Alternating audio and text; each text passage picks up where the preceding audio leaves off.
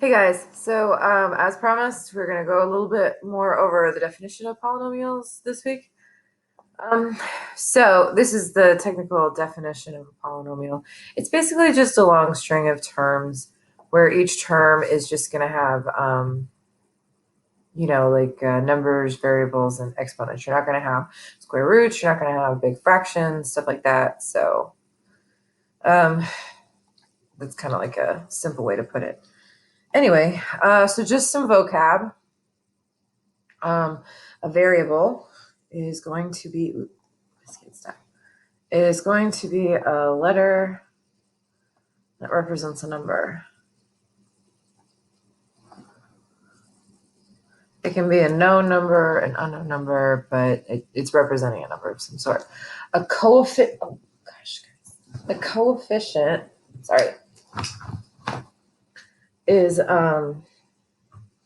essentially going to be a number attached to a variable, like actually touching it, because it means that it's multiplied by the variable.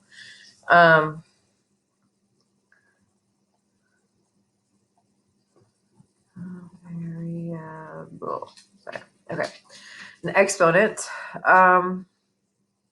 It's the little number attached to, in general, when you see it in polynomials, generally attached to the variable. It tells you. Okay, sorry. How many times to multiply something by itself?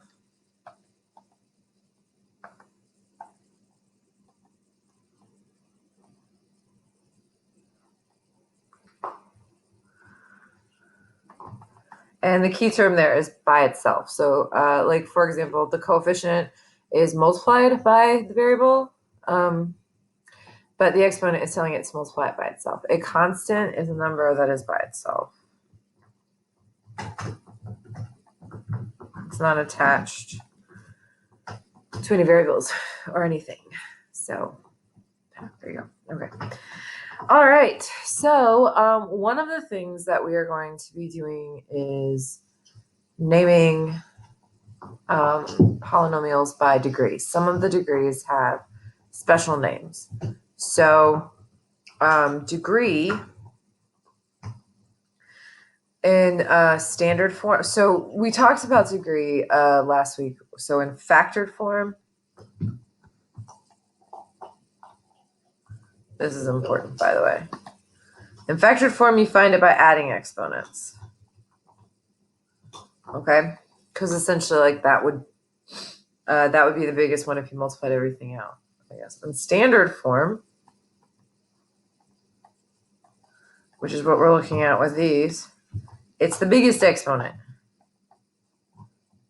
Okay, so you only add for degree when it's in factored form, which you can tell from the parentheses. Okay. Cool. Okay, so a degree of 0. If you raise anything to the 0 power, it just equals 1.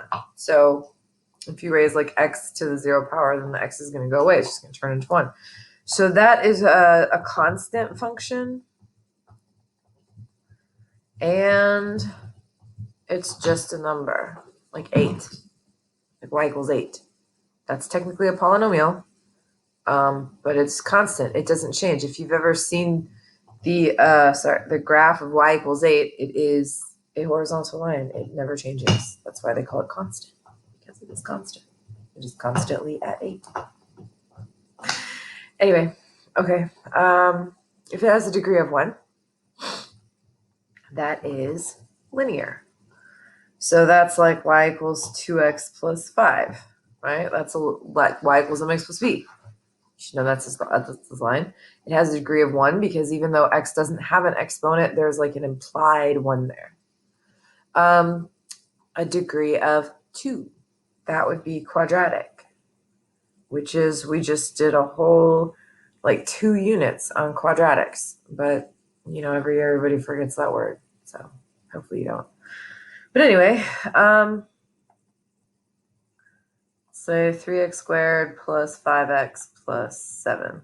So it just means that the biggest exponent is 2. Okay, that would be a quadratic. Third degree is going to be cubic.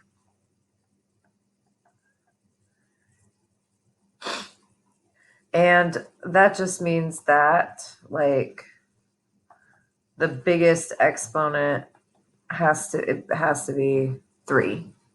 Okay, would be a cubic. To the 4th degree would be quartic, like a quarter,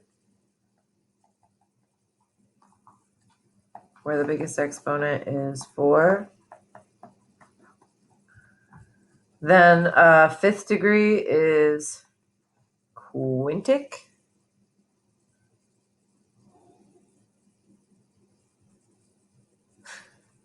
Where the biggest exponent is 5.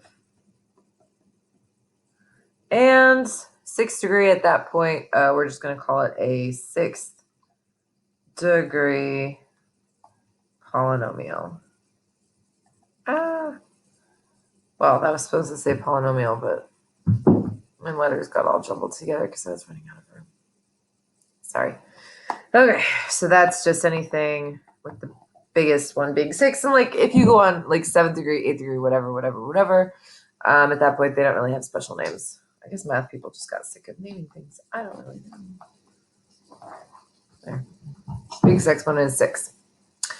Okay, the other way that you can classify polynomials is by the number of terms that they have.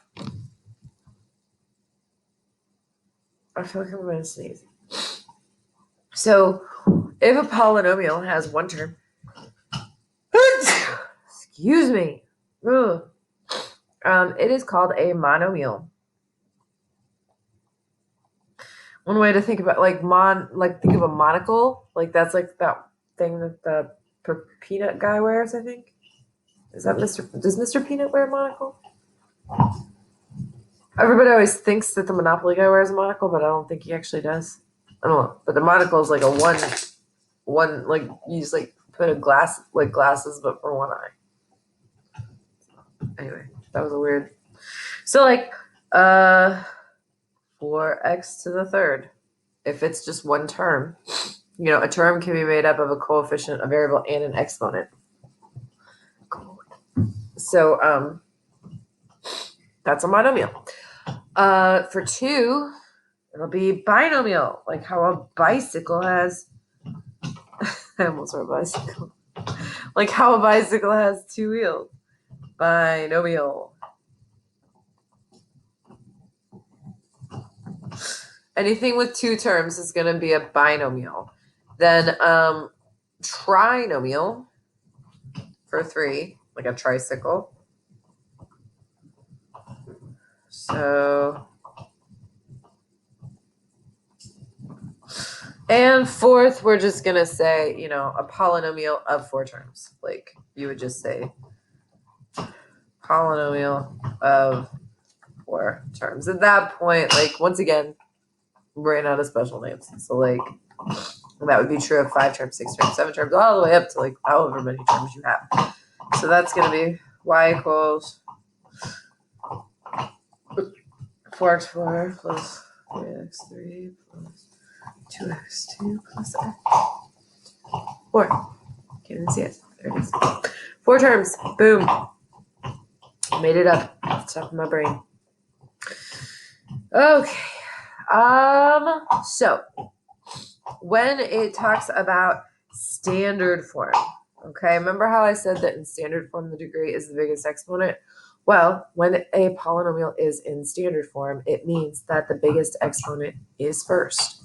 So, and then it kind of goes in order, like descending down, okay? So for A, 9x squared should be first, followed by 3x, followed by 5. That was an ugly 3. Okay, so just biggest exponent first and then work your way down. The next one, if you have like terms, you combine them, but first, x to the 4th would go first.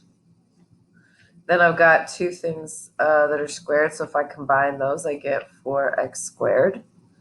Then 4x, and then minus 12. So I'm literally just putting it in order, okay, from biggest exponent to smallest.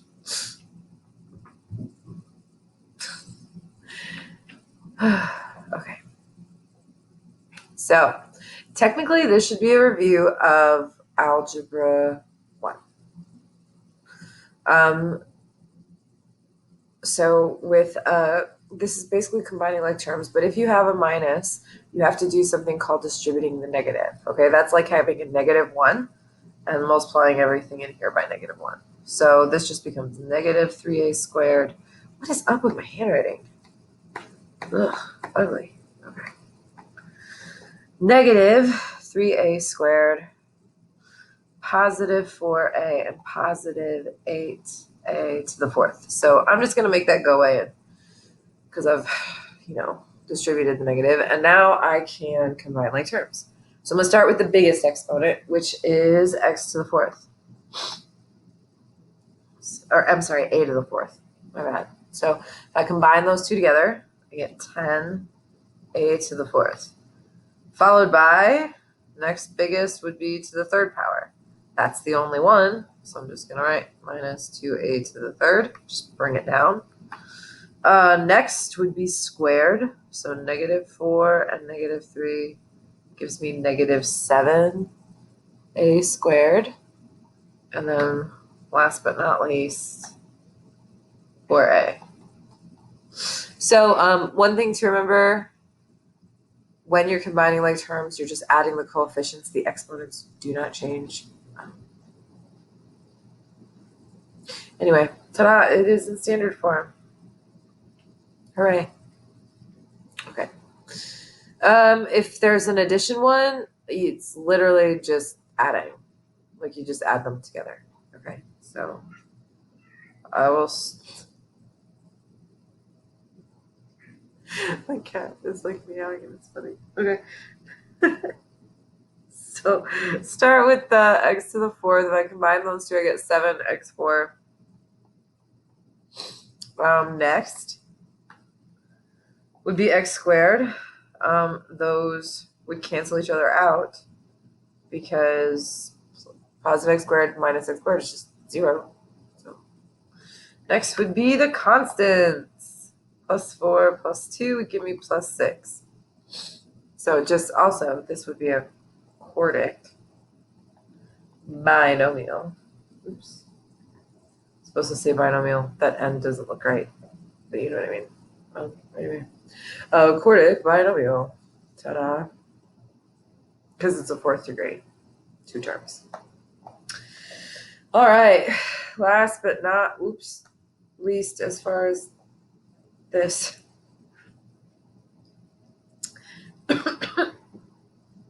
Sorry.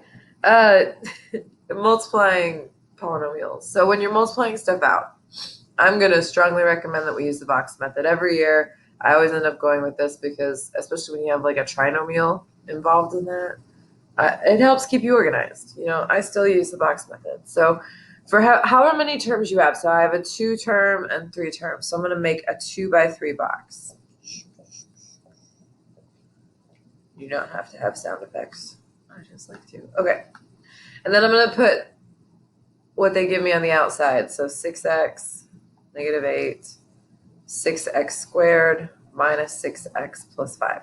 So when you have 2 sets of parentheses like that and there's no symbol between them, it means that they're supposed to be multiplied. The box method is a way to help you so that you just make sure that everything multiplies by everything. It's just a way to keep you organized. Because I have to multiply 6x by all 3 of those things, and I have to multiply -8 by all 3 of those things. So this just helps me achieve that goal. It's just an organizational tool, okay? So when I do this, I multiply the coefficients, but I add the exponents. So 6 times 6 is 36, and x times x squared is x to the 3rd. The exponents are where a lot of people mess up, okay? Then I have 6x times -6x, which is -36x squared, because I've got an x and an x, so I've got 2 x's. And then 6x times 5 is 30x. -8 times all of them. So -8 times 6 is -48. And I just keep that x squared on there. -8 times -6x is 48x. And -8 times 5 is -40. So the last thing I have to do is combine like terms. So this one's by itself. So I get 36x to the third. But the nice thing about the box method is that usually your like terms are diagonal from each other. So they're pretty easy to find. So I add those two together. I get negative 84x squared. And these two go together. So 78x. And this one's by itself. Negative 40. Boom. Ta-da. Isn't that exciting? Anyway, okay. Last thing. This is what we did last week. I just want to go back over it. There's a couple of these on your homework and on your practice assignment. So anyway, okay. So going from the equation, remember that if there is not an exponent there, I recommend that you put a 1. Okay, so for the degree, I'm going to add exponents. So I've got 1 plus 2 is 3, plus 3 is 6, plus 1 is 7. It is positive because in the very front, it's positive, there's no negative. So if it's odd and positive, that means that it is down, up. If you are wondering where I'm getting those arrows from, then you need to go back and watch last week's video. There is a table that you need to have written down for reference. As far as the end behavior, my y infinities are going to match my arrows. So I have a down arrow first, so that's going to be a negative infinity, and then an up arrow, so that'll be a positive infinity. That just means this just means on the left it goes down and on the right it goes up. So that's just the mathy way of saying that. As far as my roots, don't forget that if x is by itself, that counts as 0. And since it has an exponent of 1, that is a cross. If this isn't making any sense to you, you have to watch last week's video. The plus 4 becomes negative 4 because we flip the signs. And squared is a bounce.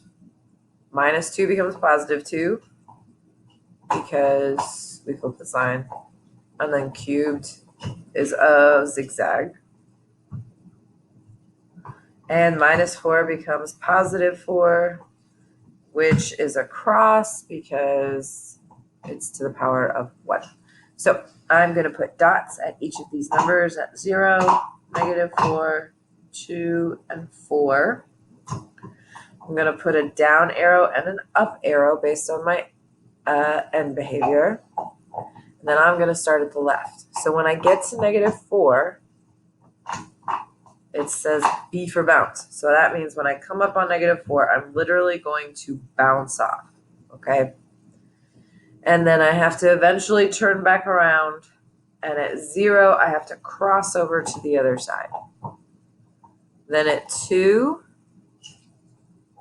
I have to come back down and I do a zigzag where it kind of like flattens out there on the x-axis but still goes to the other side. And at positive 4, it just goes, oops, that's kind of 4. There we go, straight across. Well, sort of. So remember that like these parts are not important. Okay, nobody cares how high or low you go right there. The important part is what happens right at the x-axis. At negative 4, it needs to look like that. At 0, it needs to look like that. At 2, it needs to look sort of like that. Mine's kind of ugly, but you get the idea. At 4, it needs to look like that, except more like actually on the number. I didn't quite. You know what you could tell what I was going for. So anyway, there you go. Also, you should never let it touch the x-axis at any other point. So anyway, all right. Well, that is it for the first half of the week. Whatever. I'll see you guys at the live meet, and be Monday or Tuesday, whatever day it is you're watching this.